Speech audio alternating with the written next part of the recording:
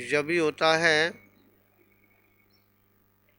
जब उसे संसार के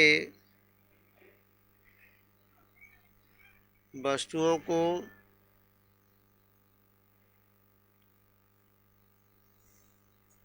जब वह दुख महसूस करता है। चलते हैं, इसी विषय पे अपन चर्चा करेंगे। नमो अरिहंताणं नमो सिद्धाणं नमो आयर्याणं नमो वज्रायाणं नमो लोये सब्यसाहूणं। ओम देवादेव श्री आदिनाथ भगवान की जय हो। चिंतामणि पार्श्वनाथ भगवान की जय हो। भगवान महावीर स्वामी की जय हो। आचार्य श्री आदि सागर महावीर कीर्ति विमल सागर आचार्य गुरुवर सन्मति सागर जी गुरु महाराज की जय हो।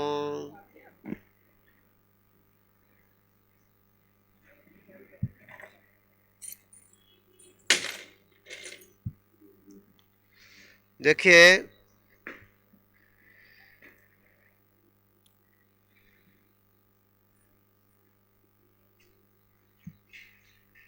जब राज सिंहासन पर विराजमान थे, कौन? सम्राट चक्रवर्ती, मतलब भरत चक्रवर्ती। तब उनके दोनों हाथों की सभी उंगलियों में रत्न जड़ित अंगूठियां सुशोभित हो रही थी। अचानक एक उंगली में से उंगली निकल गई, अंगूठी निकल गई। जब चक्रवर्ती भरत का ध्यान खाली उंगली पर गया तो अन्य उंगलियों की तुलना में वह उंगली उन्हें शोभाहीन लगी थी। देखिए वैराग्य कैसे होता है, समझ में आया? जब भरत चक्रवर्ती अपने राज सिंहासन पर बैठे थे और वह उनके हाथों में उंगलियां थी, वो अंगूठियां पहने थे रत्नों की जड़ित, बहुत चमक थी। अब आजकल के रत्न नहीं, पहले के रत्न तो अलग ही हुआ करते थे। अब तो रत्न की भी चमक जा रही है, मतलब हर चीज़ की चमक जा रही है, परंतु पहले की चमक वो थी कि जिस पर नज़र नहीं टिकती थी। समझ में आया? तो वह भरत चक्रवर्ती जब अपने राज सिंहासन में बैठे और उस राज सिंहासन में बैठ कर के जब उंगलियों में जो अंगूठियां पहने थे उस उंगली में से एक उंगली से अंगूठी निकल गई, गिर गई। जब उन्होंने अपनी हाथ की ओर दृष्टि डाली, उंगलियों पर जब उनकी दृष्टि गई तो एक उंगली उनको, जो चार उंगली में जो शोभा थी, वो एक उंगली उसकी फीकी थी। भरत चक्रवर्ती ने उसी पे ही चिंतन चालू कर दिया। वो हटा दी ऊपर पीछे से रहो, अबे वो हटा वहाँ से, दुकान लगी, हटा दो वहाँ से।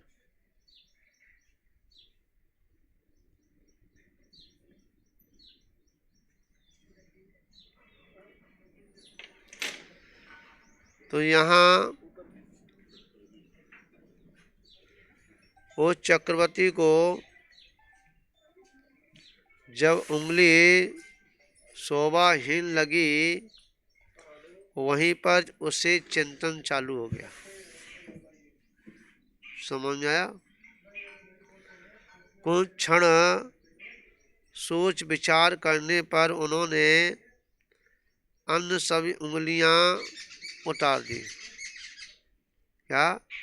कुछ सोच विचार करके सारी अंगूठियां उन्होंने उंगली से निकाल दी और शोभाहीन दिखाई देने लगी। सारी जो अंगूठियां थी, वो उंगलियां थी, जो अंगूठी पहन करके शोभा दे रही थी उंगलियां, वह शोभाहीन हो गई। तथापि चक्रवर्ती भरत को अवभान हो गया कि यह अलंकार वास्तविक अलंकार नहीं है। उनको ये भान हो गया कि अलंकार जो हैं, समझा, वास्तविक अलंकार नहीं है। जो अलंकार क्षण भर में शोभाहीन बना दें, जिनको मैं अपना समझ रहा था कि उंगली में जो अंगूठी है ये मेरी है। चंचल जी समझ में आ रही है? और मैं बड़ा सुंदर लग रहा हूँ, मेरी हाथों की शोभा है किससे है? अंगूठी से है। वह मेरे अलंकार नहीं हो सकते, यह तो जड़ अचेतन विनाशिक है। क्या? जो अलंकार से मेरी शोभा नहीं बढ़ सकती, ये तो जड़ की क्रिया में शोभा बढ़ रहा है। क्या बढ़ रहा है? समझा? ये तो जड़ की वस्तु है और वह जड़ में ही शोभा को बढ़ा रहा है। अचेतन शरीर की ही शोभा बढ़ाते हैं। जितने भी रत्न हैं, समझा, कपड़े हैं, श्रृंगार जो भी किया जाता है, तो यह मात्र अचेतन जो शरीर है, समझा, इसकी ही शोभा बढ़ाते हैं। मैं तो चैतन्य अविनाशी अनंत गुणालंकारों से सुशोभित आत्मा हूँ। क्या कह रहे हैं भरत चक्रवर्ती? विचार करना। हाँ, जिस शोभा की आप बात कर रहे हैं, यह शोभा तो जड़ की है, समझा, परंतु मेरे आत्मा की शोभा इन रत्नों से नहीं होगी।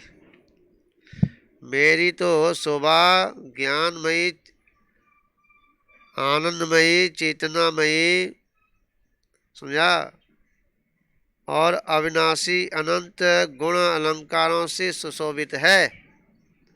मेरे अंदर तो अनंत गुण हैं। क्या है? अनंत गुण छिपे हुए हैं।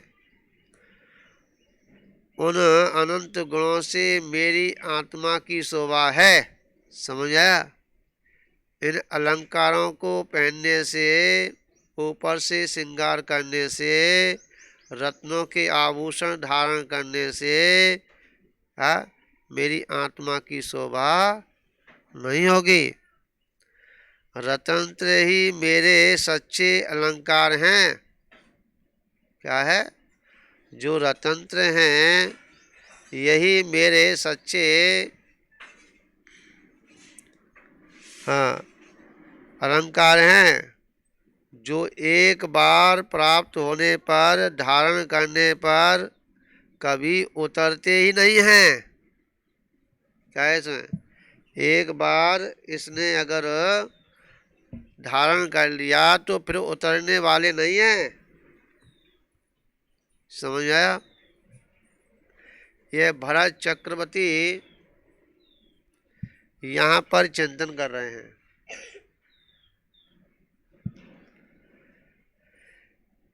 समझ में आया? एक बार प्राप्त होने पर, धारण करने पर कभी उतरते नहीं हैं। मेरे सुंदरता और शोभा तो रत्नत्रय के पवित्र आभूषणों से ही है। माया देवी जी, हाँ, जो मेरे से अलग हो जाए वह मेरी वस्तु नहीं हो सकती। चंचल जी, है एक उंगली में से एक अंगूठी निकलने पर वो फीकी लगने लगती है, और पांचों उंगलियों में से रत्न हटने पर पूरा हाथ बेकार लगने लगता है। समझा? विचार करना। ये तो भैया उद्गल की चीजें हैं। समझा? जब तक संयोग है, जब तक सुंदर है, और जैसे ही अलग हुआ तो सुंदरता समाप्त हो गई। समझ में आया? भरत चक्रवर्ती कह रहे हैं, अरे भैया मुझे, मेरे पास तो वो रत्न हैं, उन रत्न को धारण एक बार कर लूं, हाँ, फिर वह कभी रत्न उतरने वाले नहीं। और जो उसकी शोभा है ना, वो शरीर की हो या ना हो, और आत्मा की शोभा इतनी है कि शरीर भी चमक जाता है। समझा? रत्नों की चमक से आत्मा की पूजा नहीं होती, परंतु आत्मा के चमकने से, आत्मा के रत्नों को प्राप्त होने से इस शरीर जड़ की भी पूजा प्रारंभ हो जाती है। समझ में आया? जब तक अंतरंग से भाव जागृत नहीं होगा, जब तक क्या हमारे बाहर का भी चेहरा भी है दमकने वाला नहीं। अब हाँ, इन जड़ अलंकारों को पुनः धारण नहीं करूँगा। चक्रवर्ती ने कहा कि अब मैं इस बार के अलंकार हैं, रत्न हैं, इनको मैं अपने शरीर पे धारण नहीं करूँगा। वैराग्य का अंकुर फूट गया। समझा? जिस जड़ों को देख करके, जिस हाँ, जिन रत्नों के अलंकार में आकर के, हाँ, जैसे सोम चक्रवर्ती, कौन सा? सोहम चक्रवर्ती बड़ा सुंदर था। समझा? सनत कुमार, हाँ, बड़े सुंदरता थी, और उनकी सुंदरता स्वर्गों में चर्चा चल रही थी। क्या चल रही थी?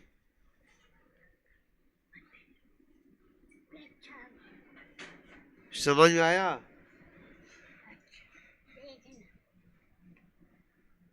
क्या आया समझ? ये कह रहे हैं कि जब वह सुंदरता की चर्चा चक्रवर्ती की कहाँ चल रही थी? स्वर्गों में चल रही थी। और वो दो देव जो हैं उनकी सुंदरता देखने के लिए चल पड़े। हाँ, कौतूहल बस के। और वह जाकर के जहाँ पर वह अखाड़े में तेल मालिश कर रहे थे, लंगोटी पहन करके, लंगोटा लगा करके, और जब वह तेल मालिश कर रहे थे, अखाड़े में वर्जिश कर रहे थे, उसे रूप को देख करके वह वास्तव में जो देव थे बड़े मुग्ध हो गए।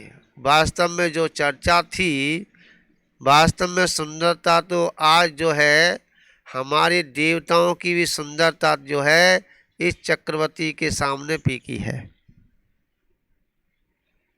समझ में आया? और जब वह उन्होंने कहा चलो घर और देख लें, बात तो कर लें, तो वह देव जो है घर पे पहुंचे और कहा महलों में कि आपकी सुंदरता देखने के लिए ऊपर से स्वर्गों से देवता आए हैं। समझ आया? तो चक्रवर्ती ने कहा अभी ठहरिए, समझा, अभी ठहरिए, सुंदरता तो तुमको जब मैं अपने मुकुट हार और हीरा जवाहरात जब आभूषण पहन करके कपड़े पहन कर जब गद्दी बैठूंगा तब देखना, अभी क्या है। समझ में आया नहीं आया? विचार करना। तो नहा धो करके और सब कुछ हार श्रृंगार इत्यादि करके और जैसे ही चक्रवर्ती गद्दी पे जाके बैठा और उन देवों को भी आमंत्रण किया और उनको भी सिंहासन दिया, बैठने के लिए स्थान दिया और कहा घमंड में आकर के मूछें तान करके, मूछें तो खैर होती नहीं है 63 लाख के महापुरुषों की समझा, परंतु अहंकार की मूछों में ताव दे करके बोले अब बताओ कैसा लग रहा हूं और सुंदरता देखो। तो वो स्वर्गों की देवता बोले अरे भैया जो सुंदरता जो हमने अखाड़े में देखी थी वो सुंदरता अब नहीं दिख रही। क्यों भैया, क्यों नहीं दिख रही? हाँ, इसमें क्या बदलाव आ गया? तो उन्होंने कहा भाई ऐसा है, एक मथने में पानी मंगाओ। क्या मंगाओ? पानी मंगाओ। लोटे में, एक बर्तन में पानी लेके आओ। तो पानी मंगाया गया और उस देव ने उसमें से उंगली डाल करके और बाहर निकाल ली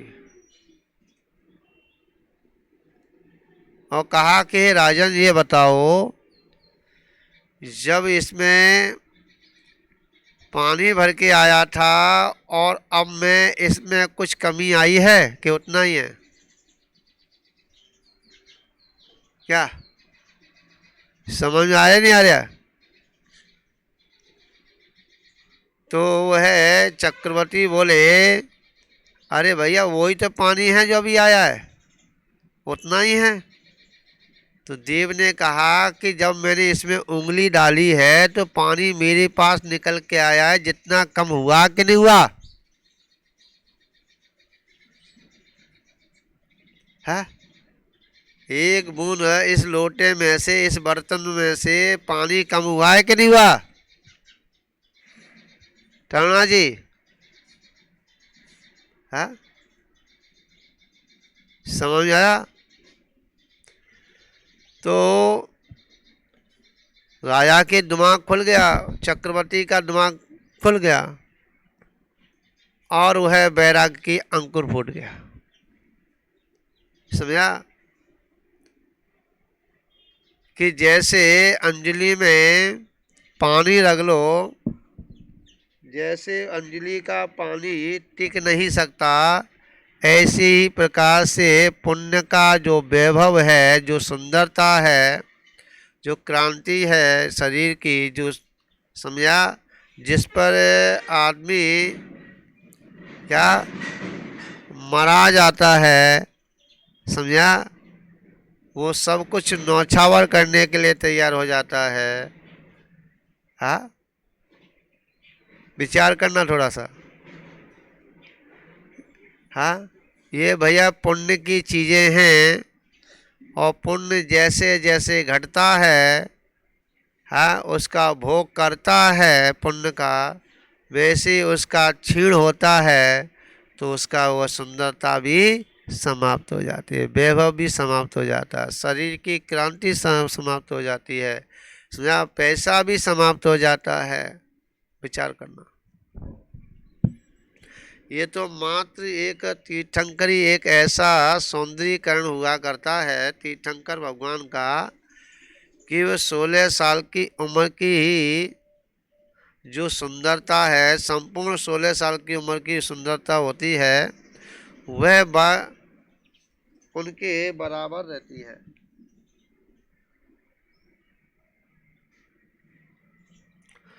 बाकी के जितने भी इस पृथ्वी पर, इस धरा पर जितने भी महान पुरुष आते हैं, उनकी सुंदरता समाप्त होती है। समझ में आ गई? हाँ। जड़ अलंकारों से चेतन की शोभा कैसी? जड़ अलंकारों से शोभा, चेतन की शोभा कैसी? यह मूर्तिक पुद्गल प्रदेशों के पुंज, विनाशिक जड़ अचेतन हैं। समझा? ये तो जितने भी आभूषण हैं ये तो जड़ हैं, ये शाश्वत रहने वाले नहीं। समझ में आया? एक दिन इनका लोप होगा ही, और वह एक जगह नहीं रह सकते। कभी राजा के हाथ में रत्न जाता है तो कभी कभी जो है भिखारी के हाथ में भी रत्न चला जाता है। समझ में आ रही नहीं आ रही? हाँ, ध्यान रखना, जिस रत्न को भिखारी पहना हुआ है कल राजा के हाथ में पहुंच जाए, और जो है राजा ने जो पहना है कब किसके हाथ में पहुंच जाए कोई भरोसा नहीं। और मैं अमूर्तिक अनंत गुणों का धारी अविनाशी चेतन स्वरूप सुख का पिंड आत्मा हूँ। क्या कहा? चक्रवर्ती क्या चिंता कर रहे हैं? देखिए, विचार कीजिए। जो मेरी आत्मा है वह तो समझा, हाँ, अविनाशी चेतन स्वरूप सुख का पिंड आत्मा हूँ। समझा? मेरा इनका कैसा मेल? समझा भाई? जिस आत्मा का जो गुणों से भरा हुआ खजाना, बाहर में तो अवगुण अवगुण ही हैं, जो गुण दिख रहे हैं उनमें भी अवगुण छिपे हुए हैं। समझ में आया भाई? असली हीरा के लिए नकली हीरा की चमक जो है फीकी होती है। माया देवी जी, समझ में आ रही है कि नहीं आ रही? असली हीरा है और उसके सामने नकली हीरा लाकर रख दिया जाए, हाँ, तो क्या होगा कि जैसे दिखेगा, जैसे ध्रुव तारे के बीच में अन्य तारे दिखते हैं। समझ में आ गया? वह ध्रुव तारा जो है सभी तालों की चमक को लुप्त कर देता है। समझ में आ गई? ठीक है, लगते हैं। उस जब भी नजर पड़ती है तो उस ध्रुव तारे पे जाके लगती है। विचार करना। ऐसा विचार करते करते राजेश्वर भरत के चित्त में वैराग्य का सगर हिरोरे लेने लगा। फिर क्या था? उसी क्षण चक्रवर्ती का वैभव, राजपाट, समस्त भोग विलास को सामग्री सहित 96,000 रानियों से मुंह मोड़कर चक्रवर्ती भरत ने जैनेश्वरी दीक्षा धारण कर ली। क्या कर ली? कहाँ वह चक्रवर्ती 96,000 रानियों के बीच में रहने पर अपने को बड़ा महान समझने वाला। समझ में आया? बात सही है। जब किसी की शादी होके आया है ना लड़के की, चाहे उसकी दुल्हन चाहे काली कलूटी क्यों ना हो और आँख की कानी क्यों ना हो, जब उसे एक क्षण के लिए नहीं छोड़ सकता, क्या नहीं कर सकता? एक क्षण के लिए नहीं छोड़ सकता। और उस भरत चक्रवर्ती ने 96,000 रानियां ऐसे छोड़ दी जैसे किसी दूध में गिरी हुई मक्खी और निकाल के बाहर फेंक दी जाती है। समझ में आ रही है आपके? नहीं आ रही?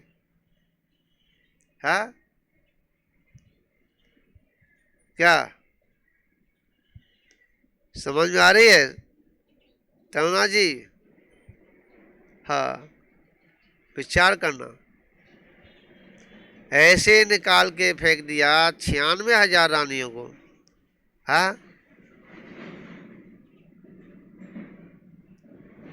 क्या उन रानियों ने 96,000 रानियों ने क्या भरत के ऊपर केस लगाया कि मुझे छोड़ के जा रहे हैं?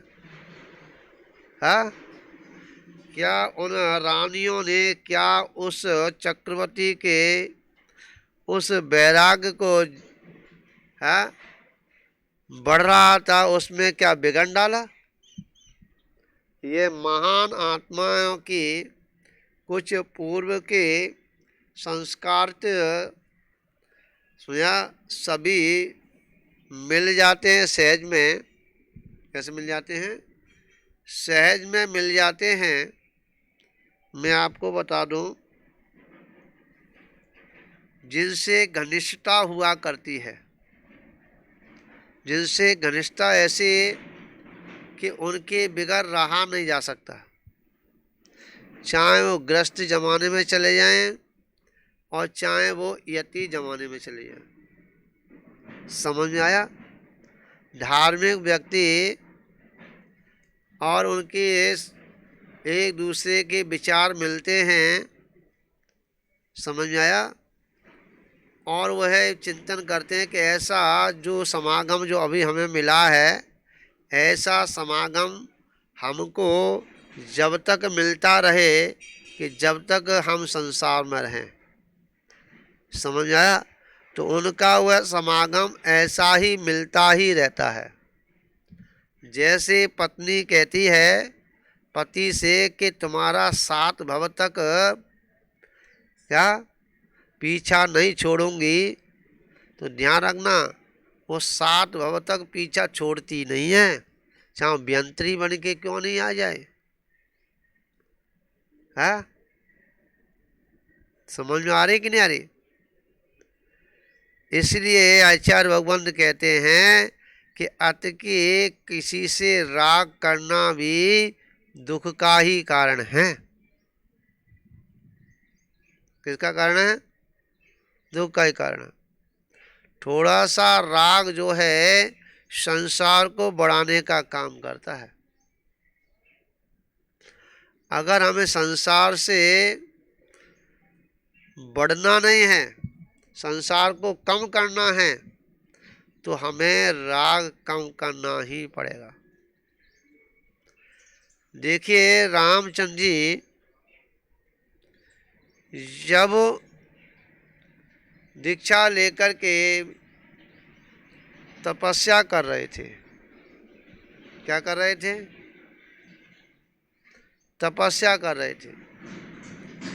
और सीता जी का जीव इंद्र जो है वहाँ आकर के सीता के रूप को धारण करके, समझ आया? मन इंद्र जो है स्त्री का रूप धारण करके आया, हाँ, और उस राम को डिगाने का प्रयत्न किया। राम की उस तपस्या में विघ्न डालने का कोशिश की, क्योंकि इसलिए नहीं कि वो मोक्ष जा रहे हैं, उन्होंने इसलिए विघ्न डाला, उनकी इसलिए उनके भाव बने कि हम दोनों साथ साथ मोक्ष जाएंगे। समझा क्या कहा? हम दोनों साथ साथ मोक्ष जाएंगे, बस थोड़ा सा और रुक जाएं, जिस भव से हम मोक्ष जाएं उसी भव से ये चले जाएं, तो एक भव और हमें मिल जाए। परंतु उस आग में, उस राग में, समझा, राम का उपयोग उस राग में नहीं गया। समझ में आया? जिस सीता के लिए जब उस सीता को वन में छोड़ दिया और उन्होंने उस सहज पे, उस पलंग पे सोने का त्याग भी कर दिया। समझ गया? और वो सीता को याद भी करते थे कि मैं कैसे उस पलंग पे सोऊं, मेरी सीते उन पत्थरों पर, कंकड़ों पर, कांटों पर चल रही होगी और वह जमीन पर सो रही होगी, तो मुझे कैसे मुझे उस मखमल के गद्दे पे सोने में क्या आनंद आएगा? समझ में आया नहीं आया? जिन्होंने सीता के वियोग के कारण, हाँ, उस लंका की, उस रावण की स्थिति खराब कर दी, हाँ, और जब रावण उस सीता को हरण करके ले गया तो वृक्षों से भी पूछ रहे थे कि सीते तुमने देखी है क्या? क्या तरुणा जी, कितना जबरदस्त राग था माया देवी जी, है? और उस सीता के कारण उस रावण से युद्ध किया और रावण के घर में ऐसा आग लगाई कि जिसमें बाती जलाने वाला भी कोई नहीं बचा। है? विचार करना थोड़ा सा। है? सब कुछ समाप्त कर दिया। और वह जब अग्नि परीक्षा ली जा रही थी, जब सीता उसमें अग्नि में कूदने के लिए परीक्षा दे रही थी, हाँ, जब भी उस राम के अंदर जानते हुए, समझते हुए, फिर भी उनका वह कोमल हृदय पिलगा नहीं, अटल रहे। समझा? और ऐसा राम, क्या वह सीता के जीव के, उस सीता के रूप को लेकर के जो देव आया, क्या उससे वो डिगेंगे? विचार करना। वो अपने में रहे, हाँ, बाहर निकल के नहीं आए, तो क्या हुआ कि वह रामचंद्र जी जो है उसी भव से मोक्ष को प्राप्त हो गए। क्या हो गए? समझा? भवों का अंत करके भगवान बन गए। कल्पना जी,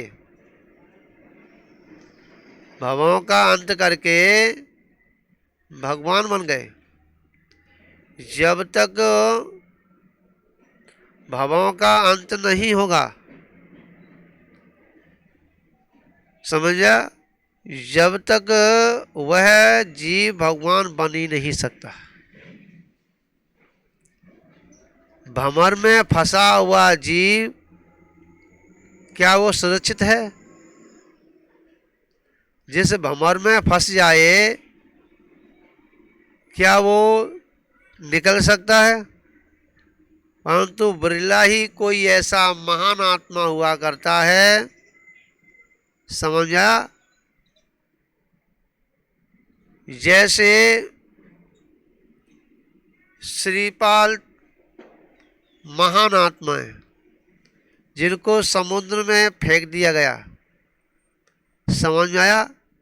परंतु उनके पास वो धर्म था, सिद्धों की जो भक्ति थी, समझा, अस्या उषा का जो जाप था, है, पंच परमेष्टमी का शरण था, है, वह एक तिनका के सहारे से उस भंवर को भी काटते हुए और उस समुद्र के किनारे से लग गए।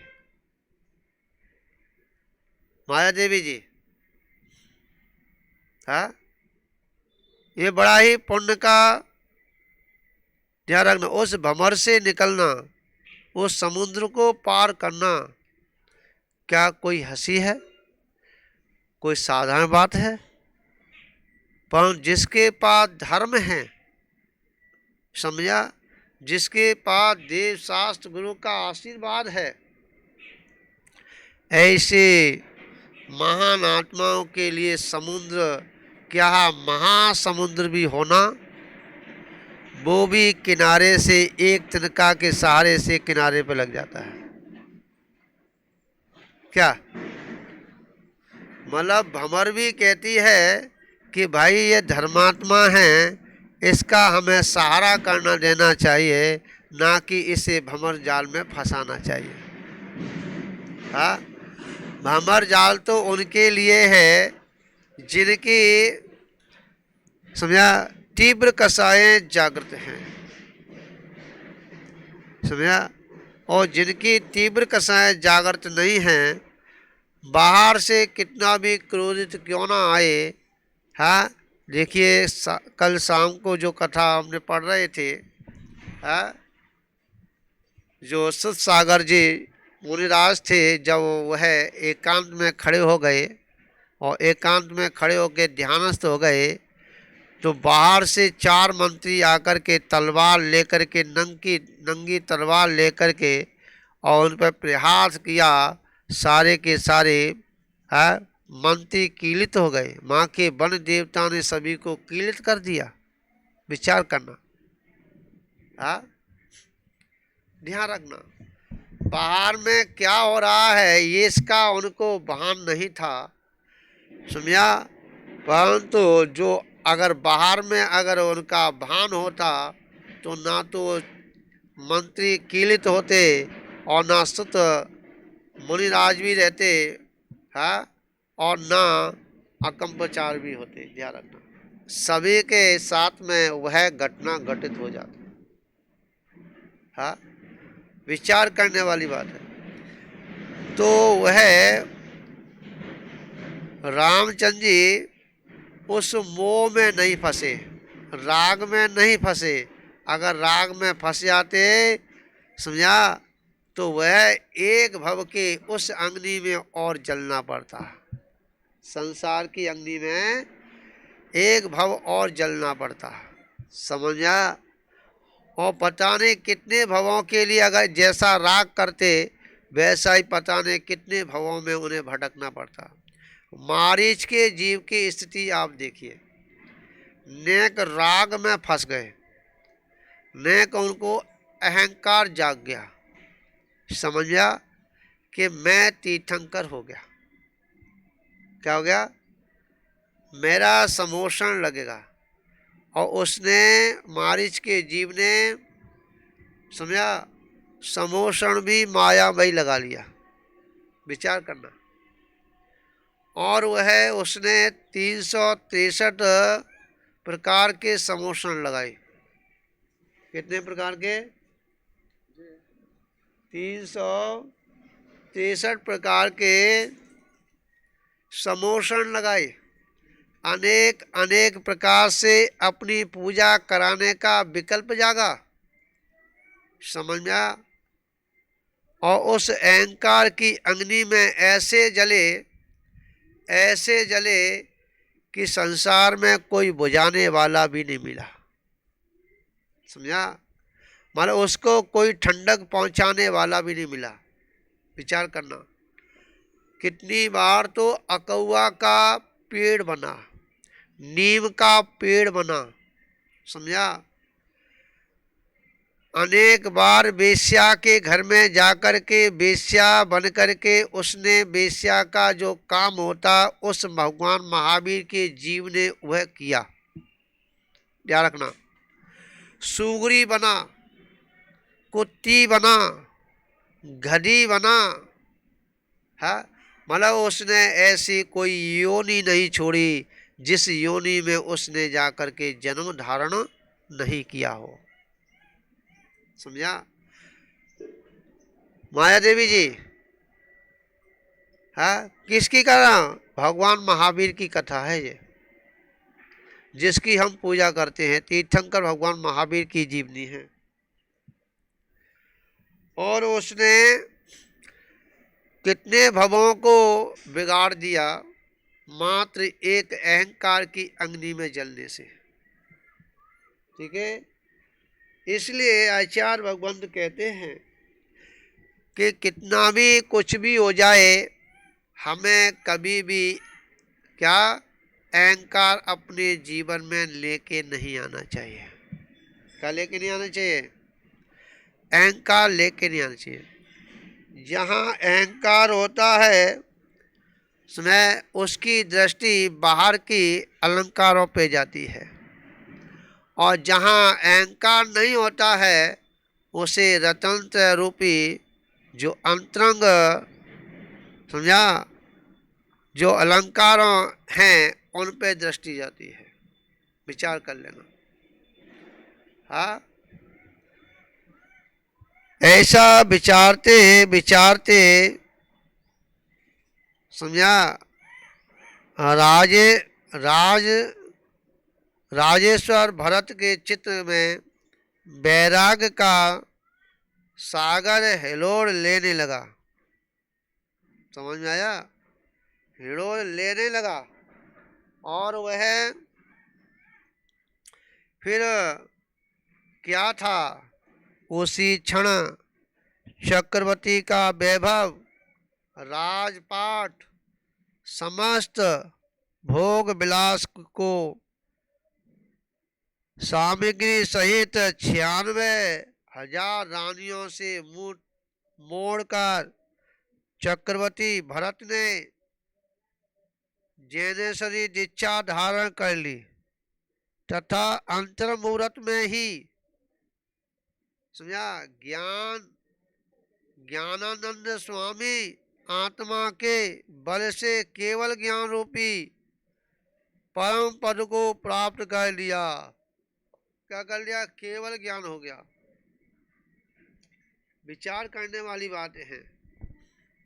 समझा?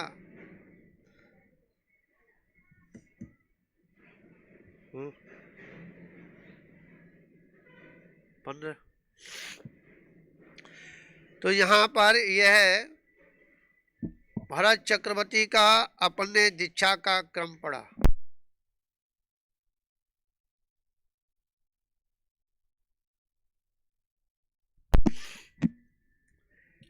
चलिए अब हम यहाँ पर दूसरी कथा प्रारंभ करते हैं।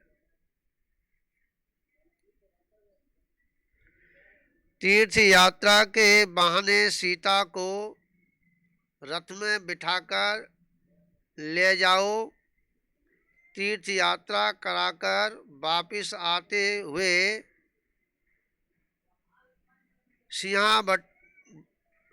सिंहा अटवी जंगल में अकेले छोड़कर तुम वापिस लौट आना। रामचंद्र जी ने उस एक धोबिन के कहने पर और अपनी सीता को जब छोड़ने के आदेश दिया, वह घटना है। और इस घटना के माध्यम से देखिए क्या विचित्र स्थिति है। जिस सीता के पीछे राम का सब कुछ और क्षणक में क्या होता है।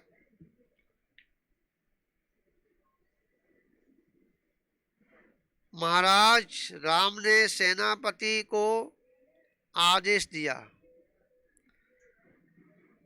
महाराज पवित्र सीता माता को यह सजा किस अपराध की दी जा रही है। सेनापति ने कहा कि हे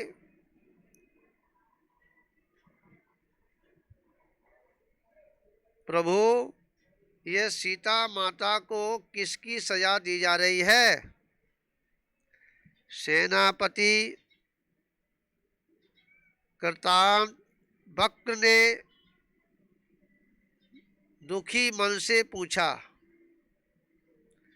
सेनापति लोकापात के कारण सीता को वन भेजना ही पड़ेगा। रामचंद्र जी ने कहा कि लोकापात के कारण सीता को हमें भेजना ही पड़ेगा, अधिक बहस ना करो, शीघ्र जाकर इस कार्य को पूर्ण करो। रामचंद्र जी ने कहा कि बहस करने की अभी आवश्यकता नहीं है, अभी जो हमने आपको आदेश दिया है उसका पालन करो और इस सीता को जहाँ सिंह रहते हों, विग्रह मतलब जानवर जो है हिंसक जानवर रहते हों, ऐसी अटवी उस वन में जाकर के छोड़ के आओ। इच्छा न होते हुए भी स्वामी के आदेश का पालन करना जरूरी हो गया।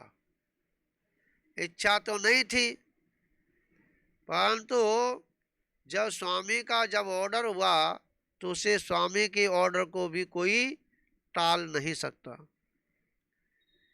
तीर्थ यात्रा के बहाने वह महासती सीता को रथ में बिठाता है और महाराज राम के कहे अनुसार सभी तीर्थों की यात्रा करा के वापिस आते हुए जब मार्ग में एक जंगल मिला तो सेनापति ने वही रथ रोक लिया और धीरे धीरे करुण स्वर में कह रहा है, हे महारानी, हो सके तो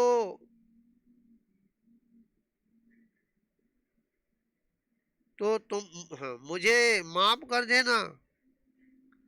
अब आपको इसी जंगल में रहना होगा।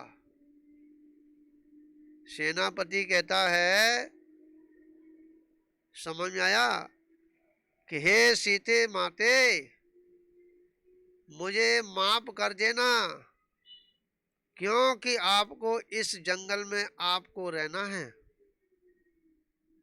सरल स्वभावी सीता सेनापति के मन के यथार्थ भाव से अनभिज्ञ थी। उसने क्या हो गया, अथे बड़े ही सरल भाव से कहती है, हे कृतांक वक्र, क्या हो गया तुम्हें, यह तुम क्या कह रहे हो। हाँ, आपको क्या हो गया, आप इतना ये क्या कह रहे हो, मेरे गले नहीं उतर रही। इस भयानक जंगल में मेरे रहने का क्या कारण है। सीता ने कहा, अरे ये तो बताओ कि मेरे ये कारण क्या है जो मुझे इस जंगल में छोड़ करके आप जाएंगे। क्या यहाँ भी कोई तीर्थ क्षेत्र है। अरे भाई, आप तो हमको तीर्थ वर्णना करने के लिए लेके आए थे, क्या जंगल में कोई तीर्थ क्षेत्र है क्या, तो आप जहाँ छोड़ के जाएंगे। पवित्र हृदयी सीता के कोमल शब्द सुनकर सेनापति का हृदय भर उठा। आंखों से अश्रुधारा बह निकली।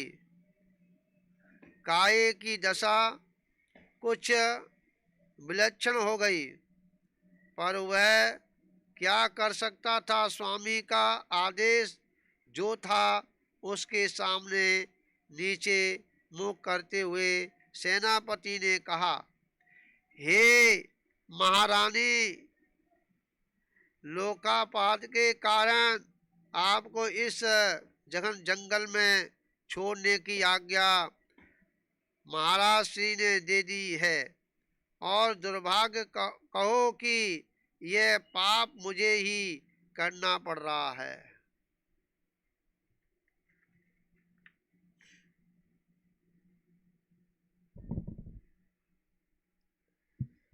चारों तरफ के भयानक जंगल को देख गर्भवती सीता एक समय को तो कांप उठी, परंतु तुरंत ही उस विवेक जागृत हो गया। ज्ञानी पुरुष प्रतिकूलता में घबराते नहीं, वरन धैर्य रखते हुए विवेक से काम लेते हैं। समझा? ज्ञान सर्व समाधान कारक है। इस उक्ति से अनुसार आपतित जटिल समस्या का समाधान सीता के सम्यक ज्ञान ने सहज कर लिया। वह स्वयं जागृत होकर बोली, हे सेनापति, इसमें किसी का दोष नहीं। सभी जीव अपने अपने पूर्वकृत कर्मों का ही फल भोगते हैं। कोई किसी का फल बुरा नहीं कर सकता है।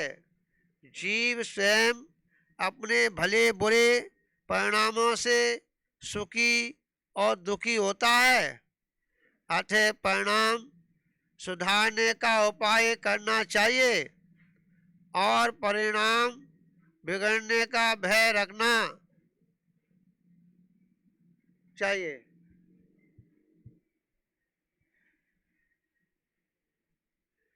विवेकी सीता द्वारा यह विचार सुनकर जब सेनापति जाने लगा तो जाते हुए सीता ने कहने लगा, हे माता, महाराज श्री को आपका कोई संदेश,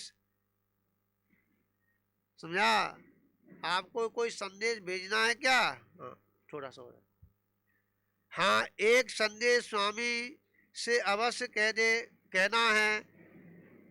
बीच में ही बात काटते हुए गंभीर मुद्रा में सीता बोली, हे सेनापति, मेरे त्याग की तो कोई बात नहीं, पर एक बात अवश्य ध्यान रखें कि जैसे लोकापात के भय से बिना विचारे उन्होंने मुझे छोड़ दिया, वैसे ही अन्य किसी संसारी मोही प्राणियों के कहने में आकर अपने धर्म को ना छोड़ दें। महारानी सीता के इस महान कठोर सत्य को बार बार मन में दोहराते हुए सेनापति आगे बढ़ गया। सीता के इस सुंदर समाधान को किसी कवि ने इस रूप में प्रस्तुत किया है, अरे हो वीरा। समझा? तो यहाँ कह रहे हैं ये जो है सीता का, समझा, जो जंगल में छोड़ने का जो कारण था, इससे एक बात सिद्ध होती है क्या, कि अपने अपने ही पुण्य पाप का सब फल भोगते हैं। अब बाकी की जो चर्चा है हम शाम को करेंगे, ठीक है। और शाम को 7 बजे का समय है। या वाणी के ज्ञान से सूझे लोक का लोक, सो वाणी मस्तक द्रोण सदा देत हूँ।